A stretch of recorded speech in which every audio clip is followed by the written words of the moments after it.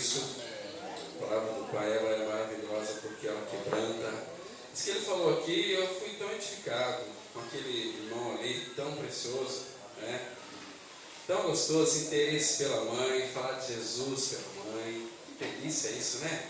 Isso é cristianismo, isso aqui a gente pensa que não, mas essas palavrinhas tão simples assim, gente, como nos edifica, a gente precisa um do outro. Amém. É. Se nós considerarmos aqui, olha, só tem aqui, eu posso só aprender do Everton e do pastor Oswaldo. Eu estou perdendo tanto, né? Agora eu posso aprender de todos vocês aqui. Todos vocês têm algo para passar para mim. Então eu tenho bastante mestres, né? Nós podemos crescer juntos, isso é tão precioso, né? Então isso é igreja. A igreja, como o Everton falou, um tem salmo, outro tem hino, outro tem um cântico, tem uma palavra, tudo isso é para a edificação do corpo de Cristo, da vida da igreja. Mas tem que parar com essa besteira de dizer o seguinte: eu sou tímido. Eu também sou tímido. Eu sou tímido e sou gago. Mas pela graça, quando começamos a ministrar a palavra, é o Espírito que, não é nós. A gente só impressa os nossos lábios. É Ele que fala. Você acha que eu tenho capacidade de falar? Claro que não. Você acha que o Oswaldo tem, o Everton tem, o irmão Gilmar tem? Mas quando fala quando é do Senhor, impacta. Gostoso, o coração ferve, é gostoso, né? E eu acho que, quem sabe aí nos próximos congressos, abrem mais oportunidades para que os irmãos falem, né? Edifiquem a igreja. O pastor falou uma coisa para mim.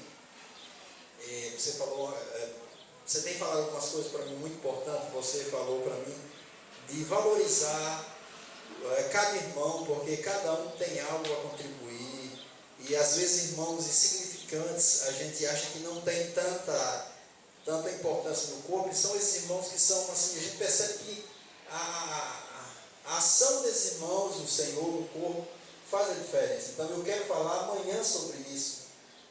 Já vendo o Everton trouxe essa palavra agora pela manhã, e assim, e a gente vê o Senhor levantando irmãos como estes, usando irmãos como estes, cada irmão, no seu momento, com a sua palavra, traz tanta edificação para a gente, nos enche tanto de gozo, só nos leva a essa conclusão. Eu preciso de você, por favor, me ajuda.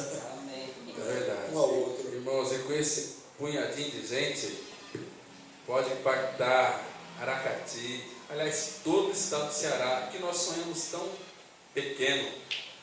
Nosso Deus dia, vocês não imaginam a festa que foi no céu, a alegria que foi diante dos anjos do Pai, porque um pecador se arrependeu. E houve festa no céu, houve. Eu sei, o dia que eu também pude crer pela graça, houve festa diante dos anjos do Pai. Houve. Então, e nós podemos contribuir para que haja festa diante dos anjos do Senhor, dos céus, por um pecador que se arrepende. Mas é muito precioso, irmãos, a gente poder ouvir a palavra, é gostoso. E quanto mais simples, melhor é. Jesus Cristo, Ele é manso e humilde de coração. Simplicidade de Cristo. Muito bem. Vamos então, irmãos, abrir nossas Bíblias em Efésios 3, verso 20. Nós iremos falar sobre a graça excessiva, mas não vamos tratar hoje. Hoje à noite vamos falar, já há 4 anos estou tentando falar sobre a questão de contribuições, semeadura, dízimos. Vamos deixar para hoje à noite, se o Pai assim o permitir. Mas eu quero tratar de um assunto hoje, nós já tratamos na nossa comunidade, um assunto bastante atual. Como que deve se posicionar nós cristãos com relação aos protestos, a essas manifestações que estão acontecendo pelo Brasil inteiro, já aí há algum tempo.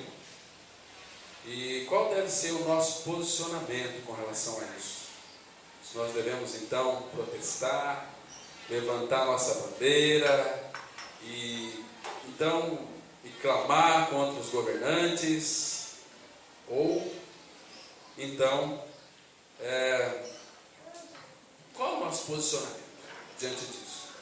Você é a favor do protesto? Nosso nome vai ser água do fogo, tá? Geladinha. Tá certo?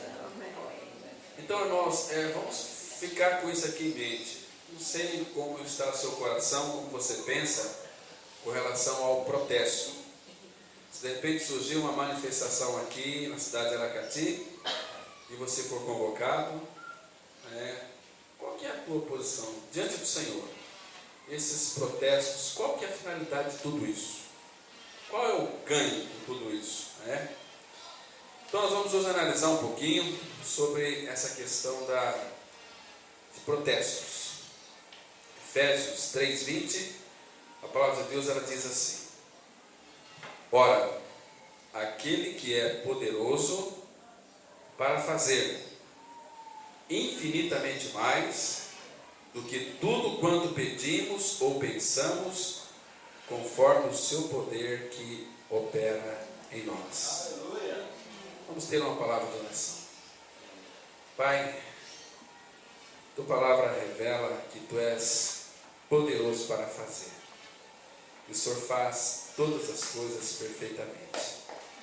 Pai, nós entregamos mais uma vez esse tempo diante do Senhor, pedindo a tua habilitação para que sejamos conduzidos, nós como teu rebanho, ovelha do teu pastoreio.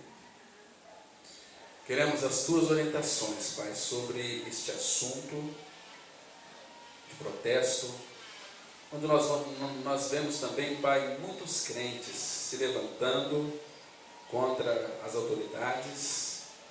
Pai, esclareça para nós nessa oportunidade, Pai, para que a gente possa estar agindo em sabedoria. Não queremos, ó Pai, ser como a multidão, que muitas vezes nem sabe para onde que está indo. Mas o Senhor nos ajuda, Pai, a compreender, a entender a Tua vontade sobre tudo isso. Em nome do Senhor Jesus nós oramos. Amém.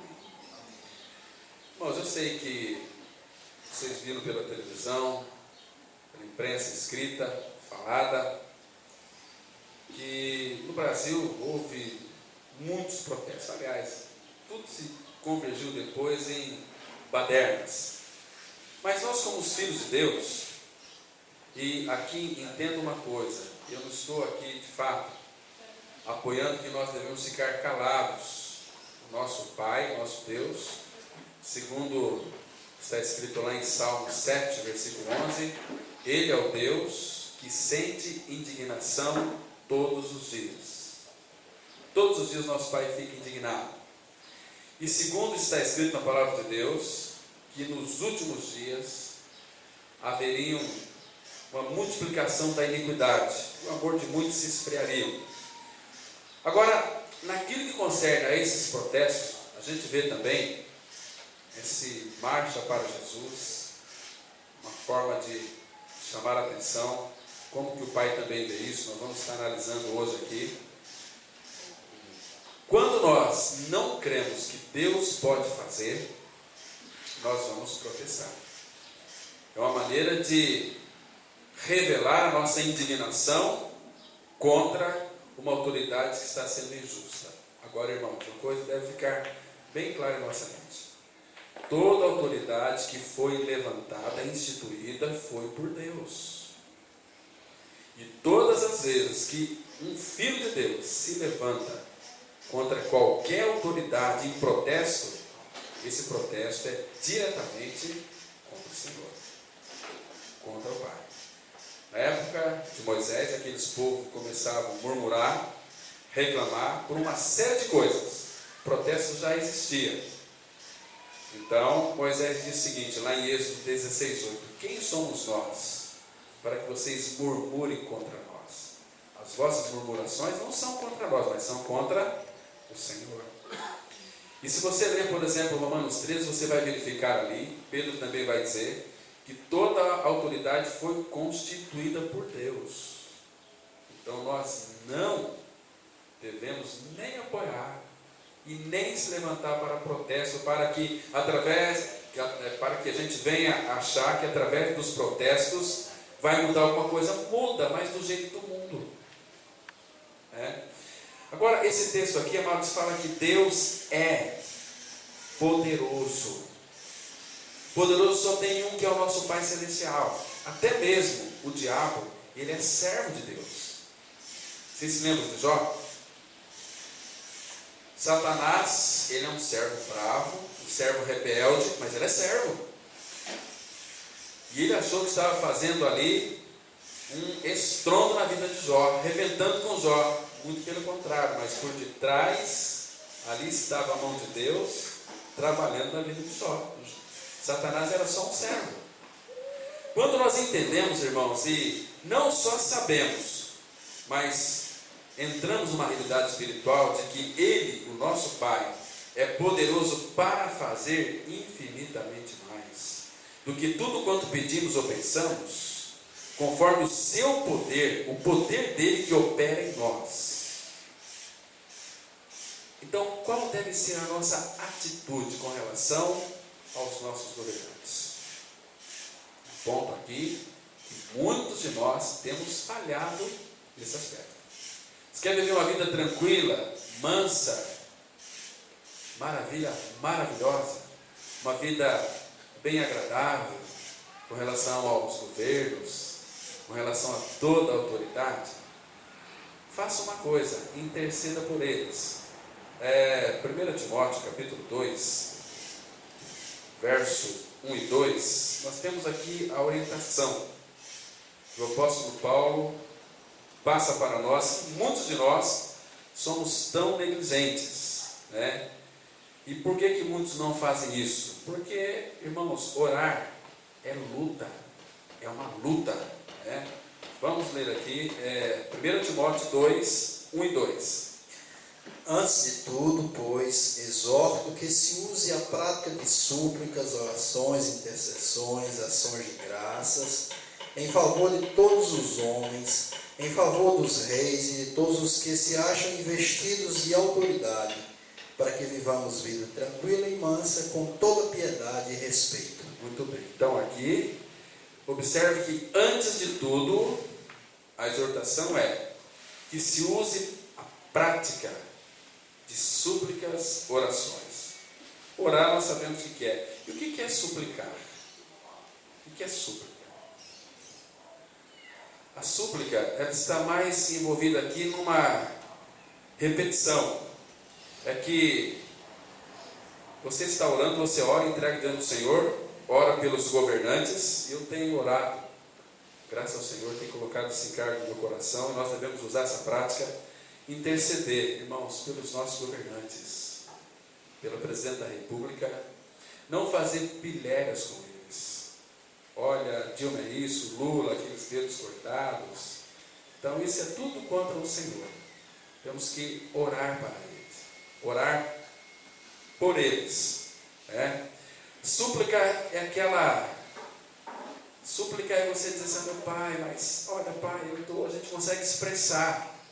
Então você fica ali repetindo: meu pai, mas veja como é que está a situação, a violência, pai, súplica ao pai. Né? Em favor aqui de todos os homens, dos reis, dos que se acham investidos de autoridade, para que, é o propósito. Se de fato nós estamos nessa luta, a oração por eles, você percebe que você não consegue muitas vezes orar pelos governantes. Você sabe por quê? Porque oração é uma luta terrível. Orar é lutar, é você combater em oração. Porque o Pai, lá em Tiago, diz que muito pode por sua eficácia a oração de um justo. Pode, porque tudo aquilo que nós ligamos aqui na terra vai ser ligado lá nos céus. E o nosso Deus, o Pai, Ele não precisa de nada nem de ninguém. Ele decidiu que a terra, através das orações dos irmãos, governe o princípio de tudo. Embora, quando nós conhecemos o Senhor, amamos o Senhor, as nossas orações serão segundo a vontade dEle. E aqui nós sabemos que a vontade dEle é que nós intercedemos por todos os homens, dos reis e de todos que se acham investidos de autoridade, para que o resultado vai ser, você pode ter certeza disso, para que vivamos vida tranquila e mansa, com toda piedade e respeito. Se você é um intercessor, e se não é, comece a praticar. Interceder pelo presidente, pelo Congresso Nacional, pelas autoridades. O prefeito daqui é muito ruim, é difícil, não arruma as calçadas, não arruma as ruas. Você tem orado? A crítica já denota que nós não oramos. Então, a gente espera que o homem faça, mas quem vai fazer é Deus, aquele que é poderoso para fazer. Mas Ele quer que nós oramos e intercedamos. Aí Ele vai agir, Ele vai mover. Irmãos, abra a sua Bíblia em Êxodo 23, versículo 1 e 2. Aqui o contexto dessa questão dos protestos, Êxodo 23, 1 e 2. O Senhor já nos adverte para nós não tomarmos partido, nem sermos simpatizantes desse tipo de coisa. Devemos orar, devemos interceder. Porque quando o povo de Deus ora, está crendo que Deus é poderoso para fazer, para mudar a situação. 23, 1 e 2. Olha o que a Bíblia diz aqui. Não espalharás notícias falsas, nem darás mão ao ímpio, para seres testemunha maldosa. Não seguirás a multidão para fazeres mal, nem deporás numa demanda, inclinando-te para a maioria, para torcer o direito. Está vendo aqui? Isso aqui tem tudo a ver com os protestos que estão acontecendo por aí. Primeiro que não espalharás notícias falsas. Essas notícias falsas aqui é quando uma nova criatura, nós temos que protestar. Isso é uma notícia falsa. A boa notícia que a nova criatura tem que anunciar, espalhar é: olha, eu conheço uma pessoa que pode reverter toda essa situação, para quem tem o controle, é o Pai. Então nós não anunciamos a boa notícia, então nós vamos espalhar notícias falsas. Então aqui não espalharás notícias falsas, nem darás mão ao ímpio, porque notícias falsas, espalhar elas, está relacionada junto com o ímpio, porque é o ímpio que faz isso. Nós temos que protestar, porque temos que chamar a atenção dos governantes. E começam os protestos. Tem muitos evangélicos ali no meio protestando. Sem saber, não tem nenhuma. São pessoas muito rasas. Mas se nós não protestarmos, como é que vai abaixar 10 centavos, meus irmãos, do ônibus, no Rio de Janeiro? Isso mexe com o Brasil inteiro. Então o sistema quer incutir isso, se rebelar contra os reis dos reis. Interessante que as pessoas estão tão dentro desse sistema que nessa leva consegue levar muitos evangélicos, estão lá protestando. Ao invés de você entrar no quarto e fechar a porta, fala: Pai, em nome do teu filho Jesus. Você tem que crer na oração, meus irmãos. A palavra fala: vigiai e orai. Não é orar e vigiar. Então, quando você está ali diante do Senhor, vigiar, você precisa de saber com quem que você está falando. É com Deus Pai Todo-Poderoso, que na pessoa de Cristo criou todas as coisas e sustenta todas as coisas pela palavra do seu poder. E de que sem Ele, nada podemos fazer. Agora nós sabemos que Ele é poderoso para fazer. Fala: Pai, olha, eu quero colocar diante do Senhor a autoridade que o Senhor instituiu. Eu quero te pedir, Pai, se for da tua vontade, para que o Senhor mude o coração deste governante. Quero que o Senhor mude o coração deste rei, para que ele possa olhar para a classe pobre, para que ele possa, Pai, mandar mais policiais para a nossa cidade, pelo governador. Meus irmãos, é orar e crer que Ele pode fazer. E aguarde e espere. Saia do quarto ali, da reunião de oração com o Pai. Saia dali convicto de que Ele ouviu a tua oração e de que Ele vai fazer. Anote num caderno, quando você orar para determinado assunto, anote ali. Deus vai responder. E você vai perceber. Quando nós oramos crendo, nós vamos receber. Então você ora, mas saia convicto: meu Pai vai fazer, porque é uma oração que é da vontade dele. Então aguarde toda a movimentação, Como é que o pai vai mudar o coração do rei? Ele muda, ele inclina. Abra, por favor, em Provérbios 21, versículo 1. O coração do rei está na mão do Senhor. Irmãos, nós temos que crer na palavra do Pai. O Pai pode fazer, infinitamente mais ele faz.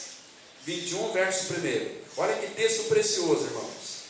Como ribeiros de águas, assim é o coração do rei na mão do Senhor. Este, segundo o seu querer, o inclina. Está vendo aqui?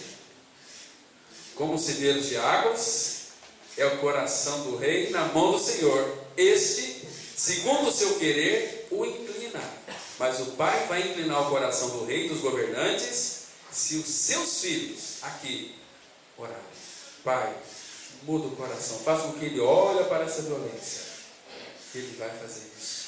Mas nós não oramos, porque é uma luta. Irmão, vocês querem ver oração? É uma luta? Paulo fala que é uma luta. Abra lá em Romanos capítulo 15.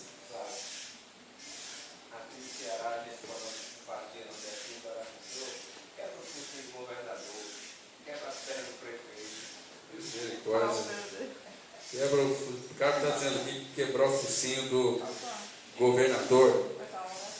Olha só, Romanos capítulo 15, versículo 30. Observa aqui que oração, meus irmãos, não é algo assim brincadeira, é uma luta espiritual, porque o diabo vai fazer de tudo para lhe distrair, para que você não ore. Veja só, Romanos 15, verso 30. Olha o que o irmão Paulo está dizendo aqui.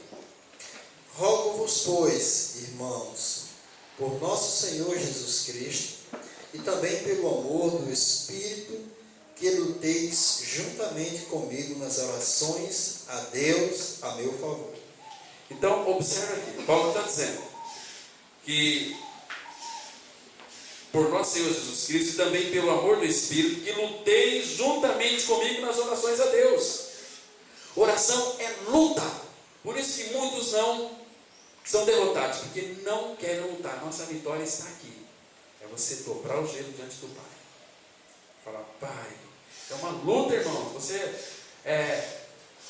Ele faz de tudo, cria circunstâncias, vai nos distrair para a gente não lutar, não orar. E quando você adquire esse hábito, você percebe que quando você vai orar, parece que levantam umas forças malignas ali, impedindo que você não ore. Você vai orar, mas o telefone vai tocar, a esposa vai chamar, o marido vai chamar, alguém vai bater palma. Eu acho que eu contei para vocês uma vez de um pregador inglês, que ele entrou na salinha, e todas as vezes que ele entrava naquela sala, ele fechava a porta e dizia para a secretária, quando eu estiver aqui, a porta fechada, não bata. Não bata. Quando tiver a porta entreaberta ou aberta, você pode entrar tranquilamente. E os pregadores estavam pregando em determinada circunstância, num sábado à noite, numa praça, bem perto do castelo, uns 500 metros. E a rainha estava bem lá no sótão, ouvindo aquela pregação, e ficando maravilhada com aquelas palavras. E ela disse o seguinte, olha, eu quero conhecer este pregador. Aí informaram para ela, ele mora em determinada rua, amanhã nós vamos lá fazer uma visita para ele, eu quero escutá-lo. E chegou na segunda-feira, ela e toda uma comitiva, quando bateram na porta, a secretária foi abrir a porta, se deparou com a rainha da Inglaterra, ela quase caiu de costas, e ficou aquele monte de soldados também. Olha, nós viemos aqui falar com o pregador que pregou sábado à noite lá na praça, eu quero falar com ele. Ela saiu bem rapidamente, foi lá, a porta estava fechada, ela olhou e bateu uma vez, bateu 2 vezes, bateu 3 vezes. Aí o pregador abriu a porta e disse, pois não. Está aí fora a rainha da Inglaterra, ela quer te ver. Vai lá atendê-la. Eu não posso atender a rainha da Inglaterra agora. Mas ela está aí, não posso. Diga para ela que eu vou visitá-la, ou então marque uma hora mais tarde, mas agora eu não posso. Mas por quê?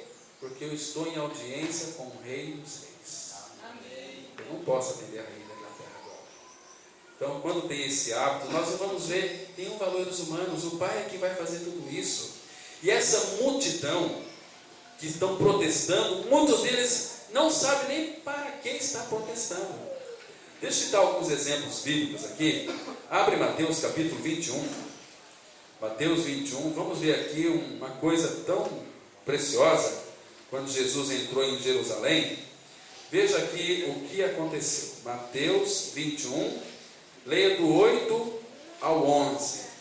Aqui quando Jesus entrou ali em Jerusalém, porque aquele povo, eles exaltaram ali o Senhor Jesus, não porque ele era o Senhor Jesus, mas porque eles pensavam que Jesus Cristo era o rei, que iria governar ali, iria acabar com Roma e iria assumir o trono. Então eles fizeram toda esta falcatrua ali, né? Se mostraram bonzinhos, nós estamos contigo, porque se você for subir no trono, nós vamos ter muitas oportunidades. Eu vou ter um cargo de segurança, eu vou ter um cargo ali muito elevado. Veja aqui, 8 a 11. E a maior parte da multidão estendeu as suas vestes pelo caminho, e outros cortavam ramos de árvores, espalhando-os pela estrada. E as multidões, tanto as que o prendiam como as que o seguiam, clamavam: Hosana ao filho de Davi, bendito que vem em nome do Senhor, Hosana nas maiores alturas. E, entrando ele em Jerusalém, toda a cidade se alvoroçou e perguntavam: quem é este? E as multidões clamavam: este é o profeta Jesus, de Nazaré da Galileia. Olha as multidões aqui. Então muitos dos que estavam ali se alvoroçaram também e perguntaram: mas quem é este? Porque vocês estão aí levantando clamores? Isso aí é Jesus, é o profeta de Nazaré da Galileia. Mas essa mesma multidão que estava ovacionando Cristo, alguns dias depois, eles estavam lá no pretório dizendo assim: olha, crucificam, crucificam. Esse aí nós pensávamos que era uma pessoa, é outra pessoa. Então vamos aqui como os líderes religiosos que era para crucificá-los, vamos crucificá-lo. Abra aí um pouquinho para frente em Mateus 27, de 20 a 23. Mateus 27, 20 a 23. Irmãos, aqui tem um princípio muito interessante. A multidão, ela é facilmente manipulada. É fácil você manipular toda a multidão. Eles estão todos perdidos, né? Então é fácil. Esses grandes pregadores, né, tiram o dinheiro do povo, lançam uma série de doutrinas heréticas e o povo vai aceitando, porque não importa, desde que é de Deus e as coisas estão acontecendo. Mas pergunta se elas querem Cristo, a cruz, negar a si mesmo. Não querem. Aquele mesmo povo que disse: olha, bendito que vem em nome do Senhor. Veja o que eles estavam fazendo aqui. Mateus 27, de 20 a 23. Mas os principais sacerdotes, os anciãos, persuadiram o povo a que pedisse Barrabás e fizesse morrer Jesus. De novo, perguntou-lhes o governador: qual dos dois quereis que eu vos solte? Responderam eles: Barrabás.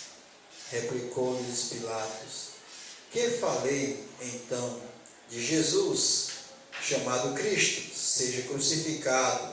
Responderam todos. Aqui era a maioria, juntamente com os principais sacerdotes, estavam lá ovacionando Cristo, bendito que vem em nome do Senhor. Mas aqui está dizendo: crucificam. Vocês percebem que a multidão, eles não conseguem discernir a mão direita da mão esquerda. Não conseguem. Então é facilmente, Satanás sabe disso. Por isso que ele usa os seus ministros para manipular as massas, usando o seu próprio sistema. Então é fácil iludir e manipular as pessoas, né? Porque se eles soubessem que Deus é poderoso para fazer, obviamente não iria manipular. Mas, irmãos, a gente pensa que não. Mas o nosso Pai sabe todas as coisas. E multidão, eles não sabem discernir a mão direita da mão esquerda. Vamos olhar no livro do profeta Jonas, no capítulo 4, versículo 11, que vai mostrar claramente que esse povo tem uma grande dificuldade, aliás, não sabe discernir a mão direita da mão esquerda. Jonas, capítulo 4, versículo 11. Jonas 4, 11. E não hei de eu ter compaixão da grande cidade de Nínive, em que há mais de 120.000 pessoas, que não sabem discernir entre a mão direita e a mão esquerda, também muitos animais. Está vendo aqui que comparação mais esdrúxula, né? O povo não sabe discernir. 120.000 pessoas, uma cidade muito grande, tamanho lá de Araponga, estado do Paraná. O povo não sabe discernir entre a mão direita e a mão esquerda. Se não sabe discernir, obviamente, é fácil manipular essas pessoas. Quem não tem discernimento. E aqui Jonas, o Senhor estava tratando com Jonas aqui, porque Jonas, quando o Senhor o chamou para pregar para Nínive, ele fugiu da presença do Senhor. E por que ele fugiu? Porque ele queria que aquele povo de Nínive fosse tudo para o inferno. Porque era um povo ruim, um povo que prendia o povo de Deus, que levava para o meio das praças, espetava eles com lanças. Mas de repente Deus disse o seguinte: Jonas, vá lá e prega uma mensagem para eles. Jonas fugiu da presença de Deus porque ele não queria que Deus salvasse aquele povo, que aquele povo tinha que ir tudo para o inferno. Um povo ruim, um povo corrupto, um povo que mata o teu povo, Senhor. Como que é isso? O povo está matando o teu povo, agora você quer salvar esse povo? Dá uma olhada no capítulo 4 aí, no versículo 1 e 2. Com isso, desgostou-se Jonas extremamente e ficou irado. E orou ao Senhor e disse: Ah, Senhor, não foi isso que eu disse, estando ainda na minha terra?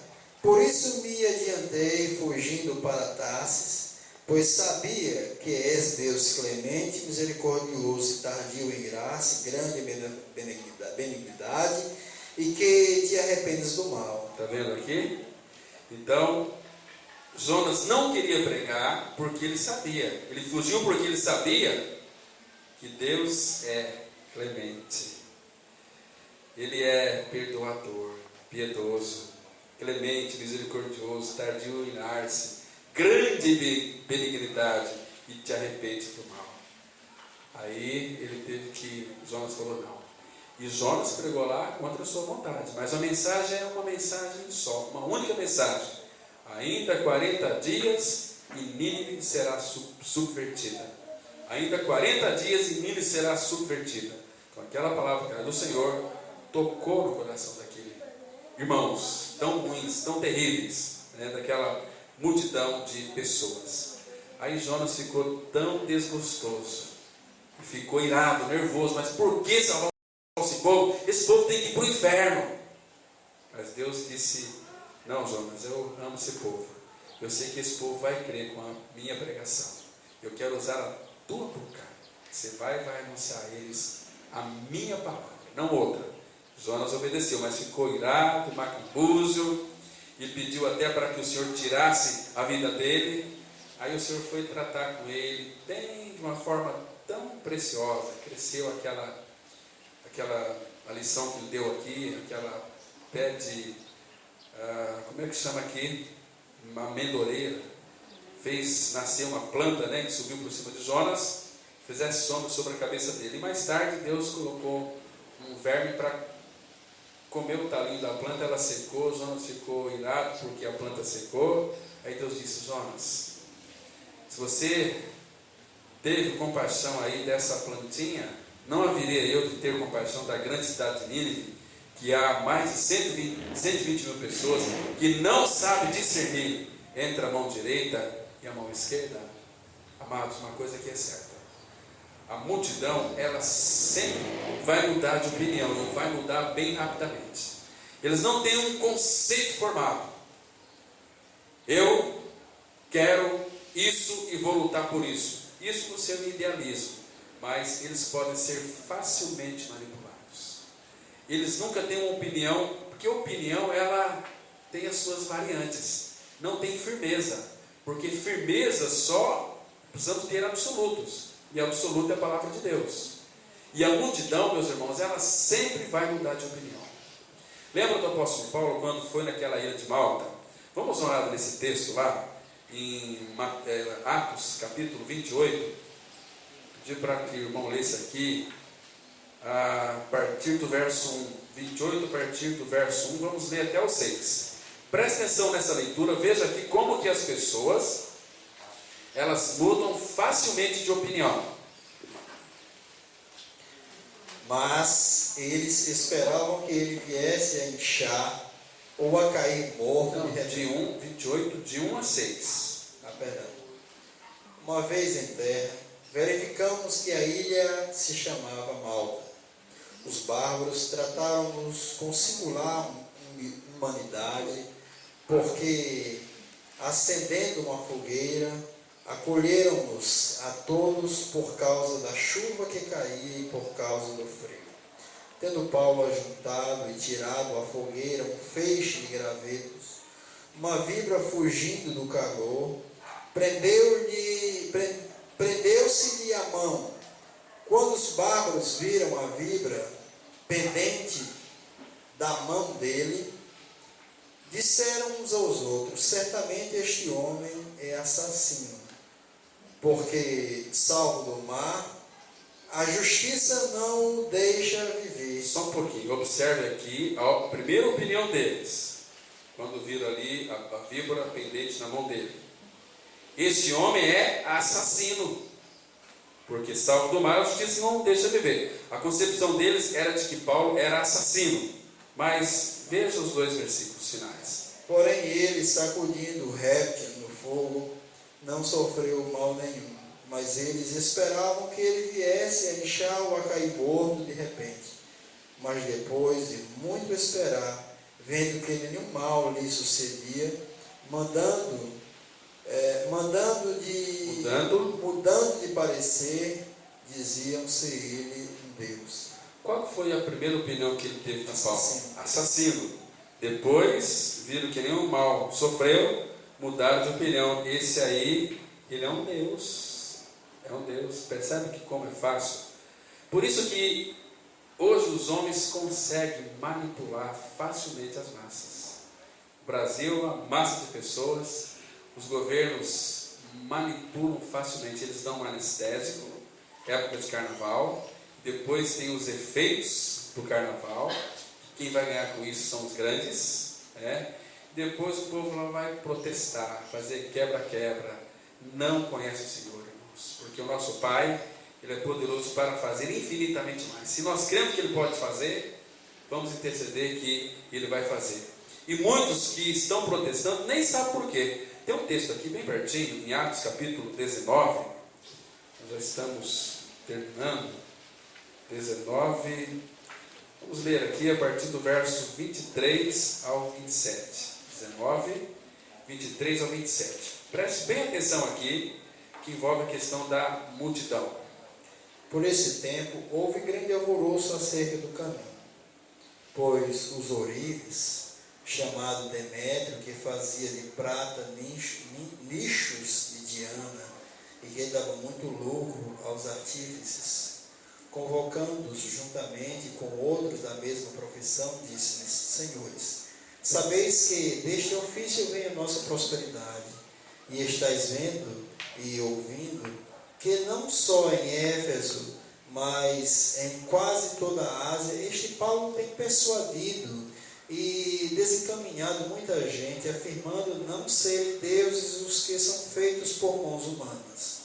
Não somente há perigo de a nossa profissão cair em descrédito, como também o de o próprio templo da grande deusa Diana ser estimado em nada, e ser mesmo destruída a majestade daquela que toda a Ásia e o mundo adoram. Muito bem, então aqui fizeram essa reunião. Um ourives Demétrio fazia nichos, aquelas casinhas onde coloca ali o ídolo. Isso aí dava muito lucro para eles. Diz o seguinte: esse Paulo aí tem persuadido o povo, muita gente tem se desencaminhado, afirmando que os nossos deuses que nós fabricamos, que nós temos que conduzir eles, não são deuses. Que absurdo.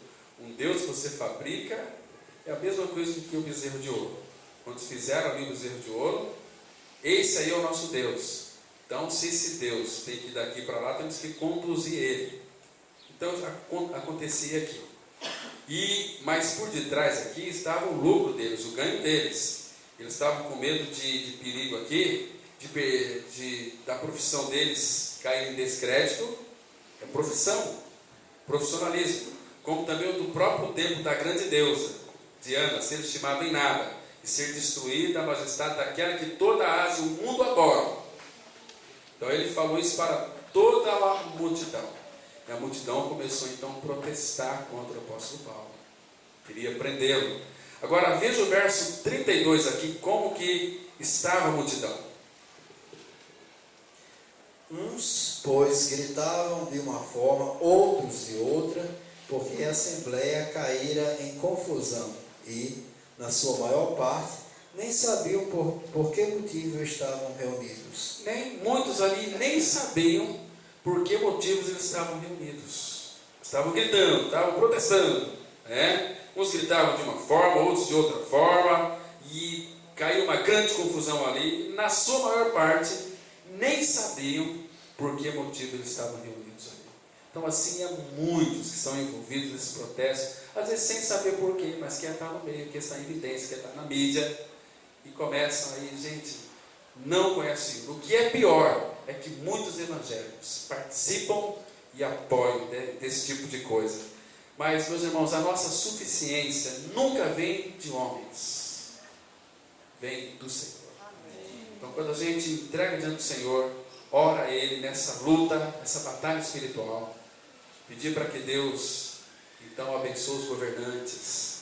Ele vai fazer, irmãos, Ele vai inclinar o coração do rei, Ele vai mandar providências. Vamos ver aqui o último texto, 2 Coríntios capítulo 3, versículo 5. Irmão, fique com isso em mente, que a nossa suficiência não vem de homens. Vai subir o combustível, por favor, não se desespere. A nossa suficiência vem do Senhor. Vai subir os alimentos, não se desespere. A nossa suficiência vem do Senhor. 2 Coríntios 3, verso 4 e 5. 4, né? 3, 4 e 5. E é por intermédio de Cristo que temos tal confiança em Deus. Não que, por nós mesmos, sejamos capazes de pensar alguma coisa, como se partisse de nós. Pelo contrário, a nossa suficiência vem de Deus. Então, tão claro, a nossa suficiência vem de Deus, em todas as circunstâncias. Tudo vem dele. A nossa suficiência. Então, não fique preocupado, porque em dias maus, ele disse que nós vamos nos fartar. Davi, naquele testemunho, no Salmo 37, fui moço e agora sou velho, mas nunca vi um justo desamparado, nem a sua descendência mendigar o pão. É um Deus que supre todas as coisas. Aqui, só mais um versículo, 2 Coríntios 9, versículo 8.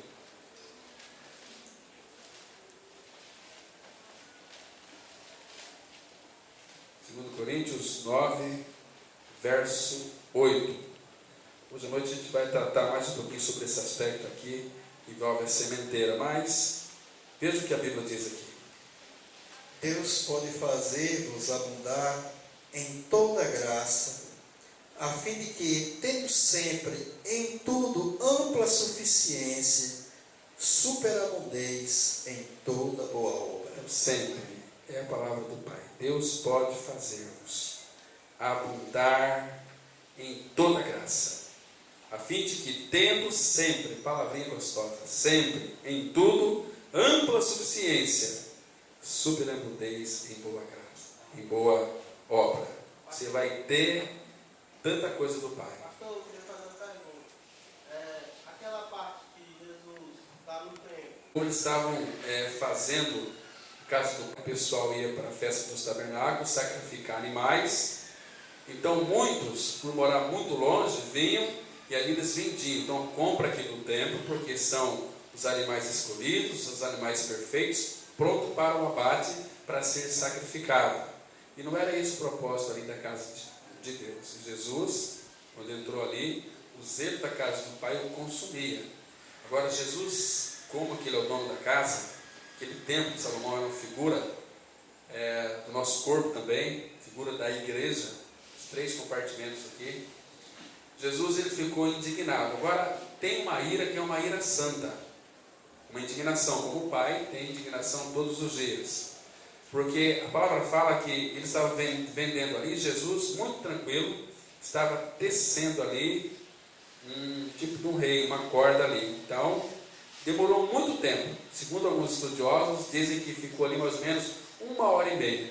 Depois, quando ele terminou de tecer aquele chicote, aí ele se levantou conscientemente, sabendo o que ele estava fazendo, não como a multidão, e os expulsou a todos, com a autoridade que o Pai havia dado para ele. Não façais da casa de meu Pai casa de negócio. E hoje nós sabemos que casa de Deus, casa do Pai, onde o templo, onde a igreja se reúne, virou casa de negócio. Pedro fala que eles farão negócio de vós, mas ali é algo que o zelo da casa dele o consumiu. E ele teceu aquele tipo de um chicote, um azorrague, ficou mais ou menos ali um tempo, 1h30, uns falam que é 40 minutos, 1h30, mas depois que ele se levantou, ele falou: agora vocês vão sair daqui. Vendo e contemplando tudo aqui. Mas ali não era forma de protesto, ali era de fato comércio. E a casa do Pai não é casa de comércio, é lugar onde nós vamos nos alimentar, prestar culto e louvor a Deus. Não é lugar onde a gente vai buscar uma bênção na igreja. Vamos lá na igreja buscar uma bênção. Quem que vai buscar bênção na igreja? Porque de fato não tem a bênção. A bênção é Cristo. Deus colocou todas as bênçãos em Cristo, Cristo em nós. Nós vamos para a igreja, em primeiro lugar, para adorar o Senhor, juntamente com toda a Assembleia, para prestar louvores ao Pai, ouvir a sua palavra, e aquilo que o irmão Reginaldo tem feito aqui, congratularmos uns aos outros, tocarmos uns aos outros. É bom ver os irmãos, temos que ter saudade dos irmãos, e graças a Deus, a irmã disse lá muito bem, olha, alguns irmãos não estão vindo, isso aqui é Deus amando através de nós, Deus dizendo: olha, vai lá buscar aquela ovelhinha, ora primeiro, vamos orar juntos, depois vai lá visitar. Quando você for visitar, ele vai se alegrar, ainda que ele esteja armado, mas você vai com uma palavra de amor, de fé, de esperança, vai quebrantar o coração. E ele sabe que precisa disso. Qualquer pessoa sabe que precisa, mas às vezes tem um pouco de desânimo, e Paulo fala: fortifica-te na graça que há em Cristo Jesus. É um fortificante maravilhoso. Então, nós temos que ser como que esse lenitivo na vida dos irmãos, esse bálsamo que vai lá trazer essa suavidade. Olha, o que está prendendo você é o mundo, mas Jesus Cristo, Ele é uma pessoa tão maravilhosa. Na presença dEle, a plenitude de alegria. Nas suas destras, delícias perpetuamente. E Ele te ama, Ele te entende. Ele quer que você não fique fora do rebanho, não. Porque, irmãos, uma coisa é certa: quem não tem prazer na reunião da vida da igreja, eu acho que não vai para o céu, não. Porque céu é lugar de intimidade, de comunhão com o Senhor, com os irmãos. João, quando teve aquela visão lá da Nova Jerusalém, eu fico pensando, Apocalipse é um livro que está mostrando as coisas que em breve irão acontecer. Mas João teve uma visão daqueles irmãos do futuro. Eu não sei se você vai estar lá ou não.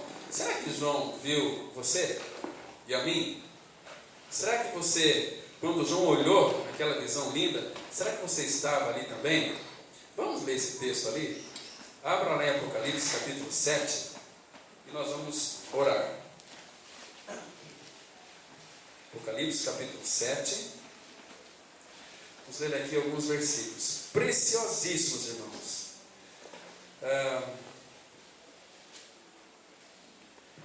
7, verso 9. Deixa eu fazer essa leitura aqui, irmãos.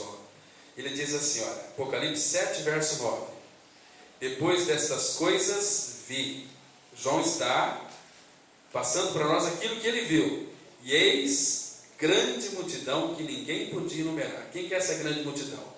Os irmãos aqui de Aracati, os irmãos de Sidrolândia, os irmãos do Paraná, de São Paulo, os irmãos do Iraque, os irmãos de Rondônia, os irmãos de outros continentes. Então são poucos, mas que nesse dia João viu uma grande multidão que ninguém podia enumerar. E ele vai dizer: de todas as nações, tribos, povos e línguas, em pé, irmãos, que lindo, diante do trono e diante do Cordeiro, vestidos de vestiduras brancas. Essa é a tua vestidura e a minha. Será que João te viu lá? Branco, com palmas nas mãos, e clamavam em grande voz dizendo: olha aqui, irmãos, para quem que João viu nós clamando, porque Apocalipse e as coisas que breve vão acontecer. Clamava em grande voz dizendo: ao nosso Deus que se assenta no trono e ao Cordeiro pertence a salvação. E todos os anjos estavam em pé, rodeando o trono, os anciãos, os 4 seres viventes, e ante o trono se prostraram sobre o seu rosto e adoraram a Deus, dizendo: amém. O louvor e a glória, a sabedoria e as ações de graças, e a honra e o poder e a força sejam nosso Deus pelos séculos dos séculos. Amém. Porque aqui nós vamos reconhecer, porque a Ele pertence ao Senhor. Nós estamos aqui, nunca mais vamos morrer de vestiduras brancas, e louvar o Senhor pelos séculos dos séculos. Agora, se você não tem prazer hoje aqui, lá você não vai ter prazer. Se você for para lá, você vai ficar um peixe fora d'água. Nem vai para lá. Mas aqueles que amam o Senhor, amam a sua igreja, amam os seus irmãos. Não fica atrás de atrás de Cristo. Seguidores do Cordeiro, aqui, por onde quer que ele vá. Onde está aí Cristo, está a sua igreja, está o seu povo. O povo que habita sozinho, o povo separado, o povo que foi crucificado com Cristo, ressuscitado com Cristo, lavado pelo sangue do Cordeiro. É este povo que João viu. E eu creio que ele me viu aqui. E eu não vi ele, mas ele me viu. Eu vou, ei, João, você me viu. Um dia eu vou encontrar João, porque está aqui todo mundo aqui. Vamos estar conscientes. Assim como que aqueles que vão para o inferno vai estar conscientes, porque a alma fala da nossa inteligência, fala das nossas emoções, dos nossos sentimentos. Se você não crê no Senhor, você vai para o inferno e vai saber que está no inferno. Porque Pedro fala que há densas trevas, Jesus fala, ali o fogo não se apaga e o bicho não morre. E ali é pelos séculos dos séculos. Mas aqui tem um grupo de pessoas, vestiduras brancas, palmas na mão, ao nosso Deus que se assenta no trono e ao Cordeiro. Que linda cena vai ser essa. Você não almeja isso? Por isso que Paulo fala, olha, eu prefiro deixar o corpo e habitar com o Senhor, que é incomparavelmente melhor. Irmãos, que Deus possa de fato trazer cada dia mais aos nossos corações convicção e realidade espiritual daquilo que nós alcançamos em Cristo. Amém? Amém. Everton, vem orar aqui, meu irmão. Vem aqui orar por nós aqui, encerrando esse tempo.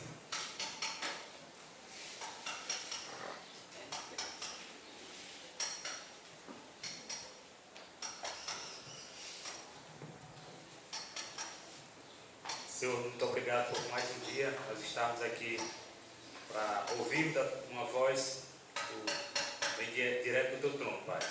Nós te agradecendo por tudo que tem feito em nossas vidas, pelos irmãos que estão aqui conosco e pelos que ficam lá na cativa, que o Senhor possa estar guardando da mesma forma, Pai. Que o Senhor possa estar confirmando essa palavra em nossos corações.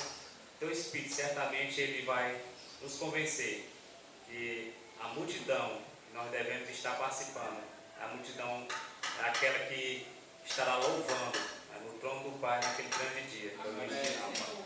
Muito obrigado por tudo, mais uma vez, continua guardando e que quando nós formos aos nossos lares, tudo que foi visto e ouvido aqui, nós possamos testificar através do nosso Espírito e do Espírito do Pai. Tudo isso nós te agradecemos em nome de Jesus.